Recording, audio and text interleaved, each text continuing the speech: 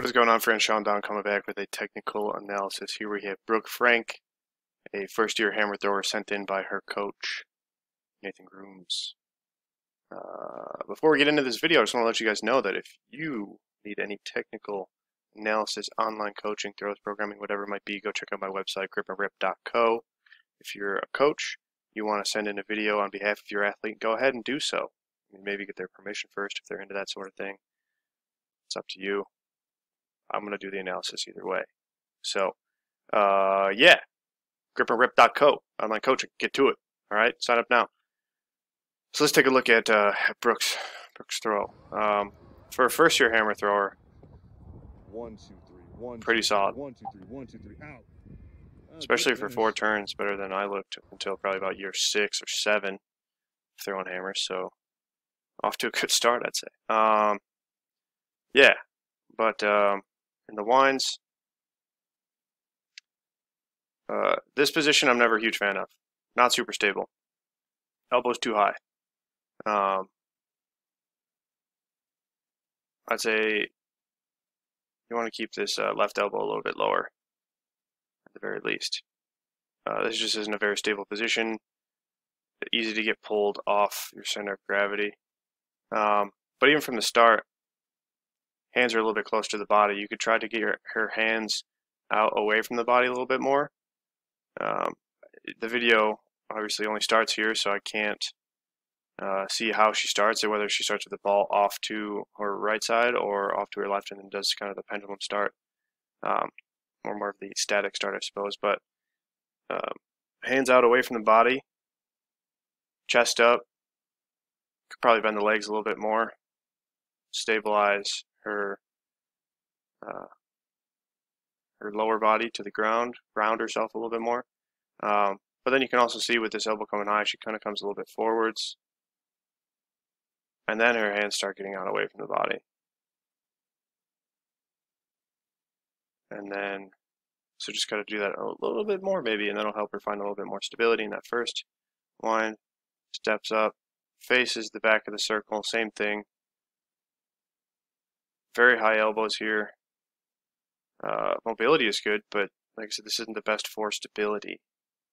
Because then you can see the first thing that happens is her chest kind of drops down. And then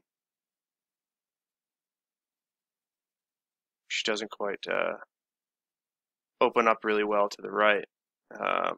She opens up a little bit, but you can see her shoulders aren't kind of open to the right like they could be. So she connects a little bit later, but pretty solid patience through entry.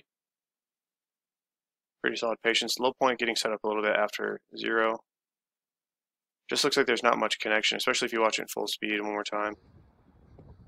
1, 2, 3, 1, 2, 3, 1. It's like she comes around right here, and then you can kind of see she's just like chilling right here, which is good. It's good that she's chilling. She's being patient, but there doesn't look like there's any tension being created. And if there's not tension being, and not necessarily created from the body, but it looks like there's not much tension growing from the ball.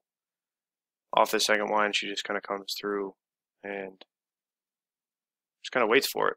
And the tension doesn't build like it needs to. So if the tension's not building, then you're going to find it hard to be connected. With that being said, pretty solid positions here. Hips a little bit back, but down in the legs. I really like that. Bent left leg. Patient. Right leg turning. Could probably get a little bit more pressure from this right leg. Hips could be underneath a little bit more. Chest could be up a little bit more. Like I said, posture is important. And then you can see, because, like I said, there's just not much tension. She's almost setting it up too much around the left. Got to stay back, chest up over this right leg. And you can see, watch where the hips go. Spinning out, kind of going around this left side. And then she catches with this kind of, this is a position that I don't really quite understand. In beginners, and in some people, they've been throwing for 4 or 5 years and they still do this, but you can see bent left leg, this is good, but then straight right leg, like they catch, and this right leg almost needs to match the same sort of bend that's in the left leg. That way you can kind of keep pressure down in the legs and keep your hips connected, where if this right leg straightens out, it's going to kind of disconnect the hips. And then you can also see stepping around. Let's see the direction here. There's just kind of stepping around. You could drop this left knee a little bit more forwards towards zero.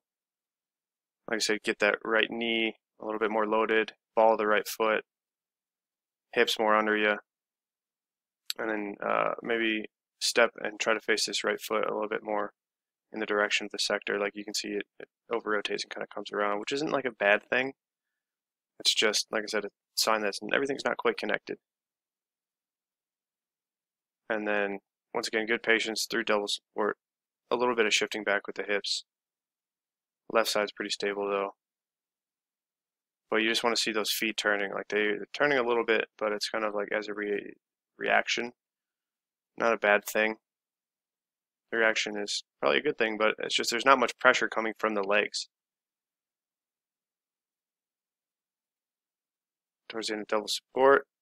Chest is still a little bit forward, hips are still a little bit back. Like I said, missing a little bit of tension, pressure with the legs, so she's getting pulled around the left again.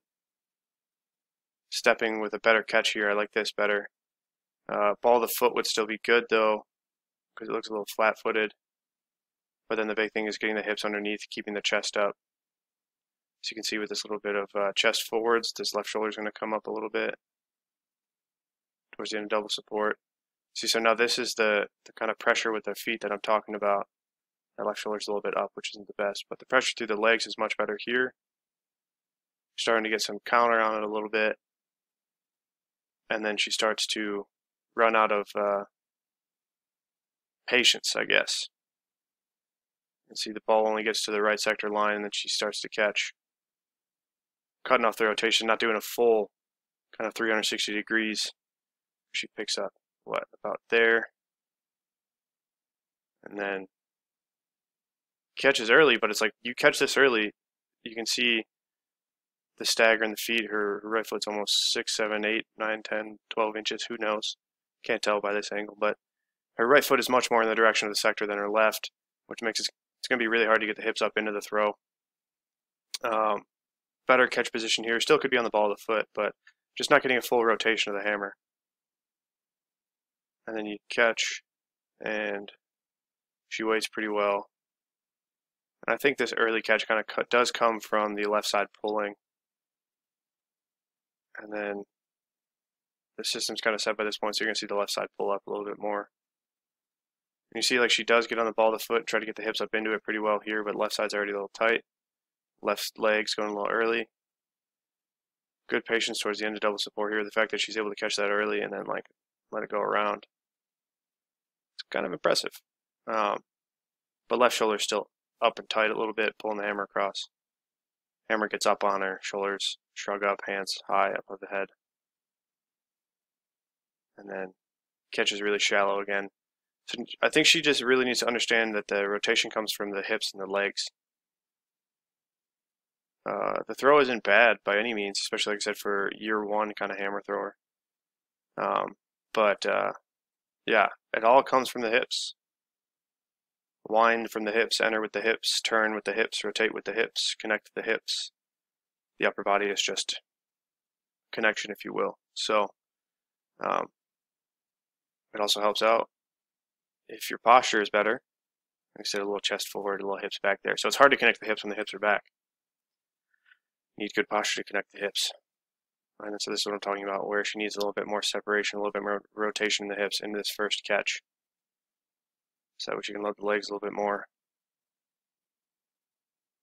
And then same thing in kind of turn 2. And it's not till turn 3 that she kind of gets her hips up into it and starts working the hammer with the hips. Right there. And kind of right there. So not too shabby. Not too shabby at all. But get them hips working, work on posture a little bit, work on a full rotation of the hammer. Getting down on the legs, all the basic stuff that I think everybody needs. So let me know if you have any questions, Nathan, or Brooke, if you watch this video as well. Feel free to shoot me a message. And yeah, let me know if you guys need any other help. All right, so if anybody else out there would like a technical analysis or any online throws coaching, go to www.gripandrip.co, all right, and sign up. now.